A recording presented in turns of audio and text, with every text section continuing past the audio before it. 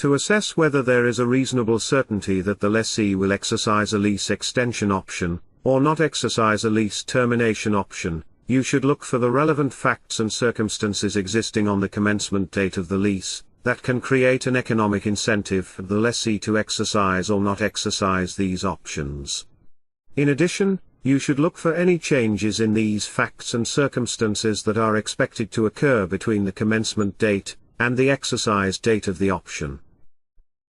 So, what you can do here on the commencement date is look at the contractual terms and conditions of the lease during the optional period, and see how they compare with the market terms and conditions. For example, how much lease payments the lessee should make under the contract during the optional period, and how do they compare with the lease payments lessees make in the market for similar contracts.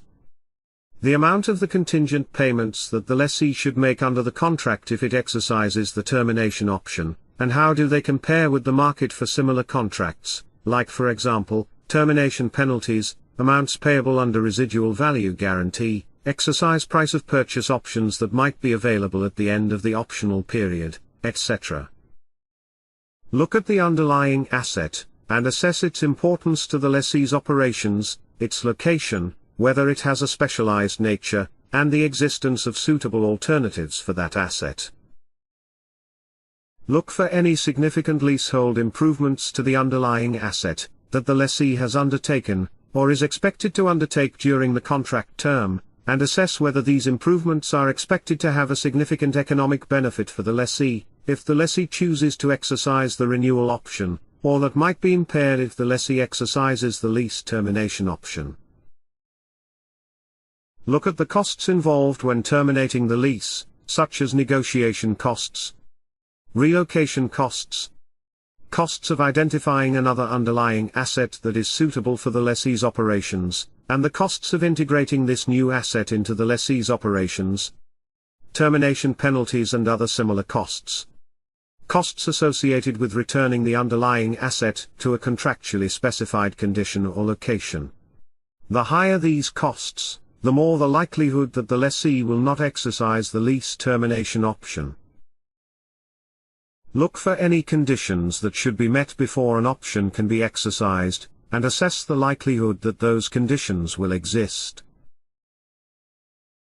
Look to the lessee's past practice with respect to exercising or not exercising lease extension and termination options. The lessee might have used particular types of assets for particular periods of time in the past, and might have had a practice of frequently exercising options for leases of those particular assets. Try to get hold of the economic reasons why the lessee followed that past practice. This can provide you with a base on which you can assess whether it is reasonably certain that the lessee will exercise or not exercise an option in current leases. Look for the length of the non-cancelable period of the lease term. The shorter the non-cancelable period of a lease, the more likely that a lessee will exercise an option to extend the lease, or not to exercise an option to terminate the lease. That is because the costs associated with obtaining a replacement asset are likely to be proportionately higher for leases with shorter non-cancelable periods, compared with leases with longer non-cancelable periods. Look for options to extend or terminate a lease that are combined with one or more other contractual features. For example, assume a residual value guarantee that is available at the end of the lease, where the lessee guarantees the lessor a minimum or fixed cash return that is substantially the same regardless of whether or not the option is exercised.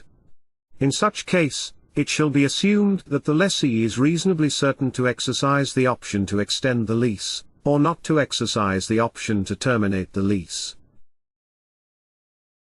These are examples of the facts and circumstances that should be considered when assessing whether there is a reasonable certainty that the lessee will exercise a lease extension option, or not exercise a lease termination option.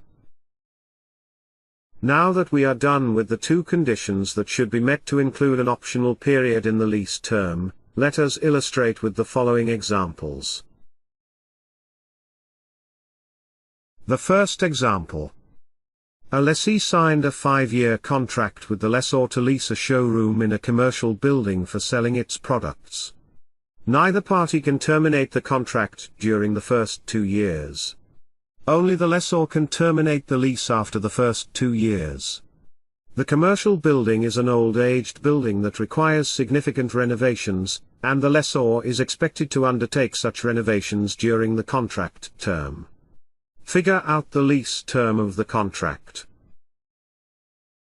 The lease term is 5 years.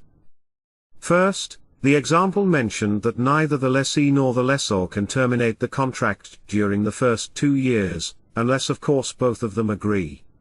So, the lease is enforceable during the first 2 years, and this is the non-cancelable period of the lease, as neither the lessee nor the lessor can terminate the contract during these 2 years. Second, the optional period of the contract is the remaining 3 years, and the example mentioned that during that period, the lessor has the right to terminate the contract after the first 2 years without the lessee's consent. In addition, there is a reasonable certainty that the lessor will exercise this termination option, to prepare the building for renovation works expected to be undertaken during the optional period. However, the lessor's right to terminate that contract is ignored when determining the lease term of the contract, and the lease remains enforceable from the perspective of the lessee for the remaining 3 years. The reason for that is that the lessee has an unconditional obligation to pay the lease payments for the remaining 3 years, unless the lessor chooses early termination of the lease. Another example. A lessee signed a contract with a lessor to lease a floor in a building for 4 years to be used as an office for its operations. Neither party can terminate the contract during the first 2 years. After the first 2 years, the lessee only can renew the contract for 2 more years. The lessor granted the lessee a rent-free period of 3 months starting from the commencement date. During that period, the lessee undertook significant leasehold improvements to the leased floor to be ready for use. Figure out the lease term of the contract. The lease term is 4 years. First, the lease is enforceable during the first 2 years, which is the non-cancelable period of the lease, as neither the lessee nor the lessor can terminate the lease during these first 2 years. Second, the lease is also enforceable for the remaining 2 years of the contract for 2 reasons. The first is that the lessee can extend the contract without the consent of the lessor. And the second reason is that there is a reasonable certainty that the lessee will extend the contract, because of the significant leasehold improvements done to the leased floor, and it is expected that those improvements will have a significant economic benefit for the lessee, if the lessee exercises the extension option, and might be impaired if the lessee does not extend the lease. Well, that is for the assessment of the lease term at the commencement date. Now let us go for a quiz.